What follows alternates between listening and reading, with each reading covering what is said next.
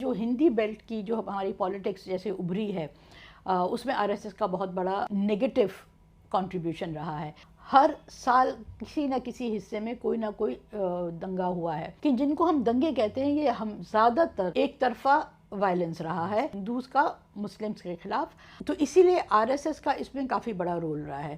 آپ دیکھیں گے جو دنگے ہوئے ہیں بہار میں پارٹیشن کے بعد کے دنگے جو ہیں کہ ان کی وجہ یہ تھی کہ ہم پہلے سوچ نہیں پائے تھے کہ رورل ایریاز میں بھی دیہات میں بھی آر ایس ایس کی کتنی پہنچ ہو چکی تھی.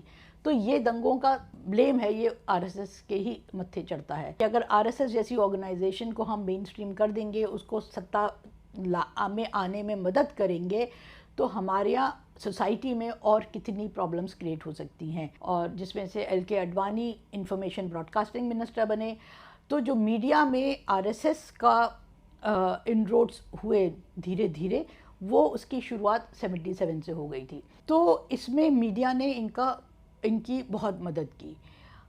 راجیو گاندھی کی سرکار نے جتنی غلطیاں کی, چاہے وہ بابری کے تالے کھولنے ہوں یا شابانوں کا کیس ہو, یہ سارے دھبے ابھی بھی کانگریس کے دامن پہ لگے ہوئے ہیں. یہ کانگریس اس کو دھو ہی نہیں پائی کیونکہ میڈیا کنٹینیوسلی ان کو اچھالتا رہا.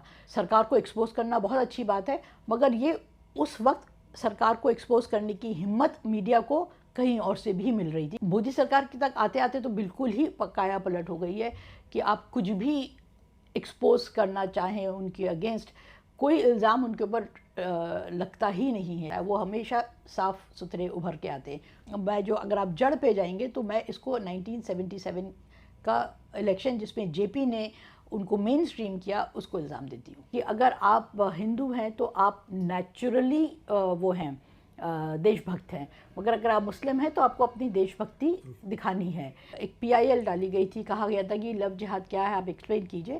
تو سرکار نے کہا کہ لو جہاد جیسی کوئی چیز نہیں, اور ہمیں پتہ نہیں ہے لو جہاد کیا ہے, کہ وہ سب کو پتہ ہے آپ مسلمس کو ٹارگٹ کرنا چاہتے ہیں.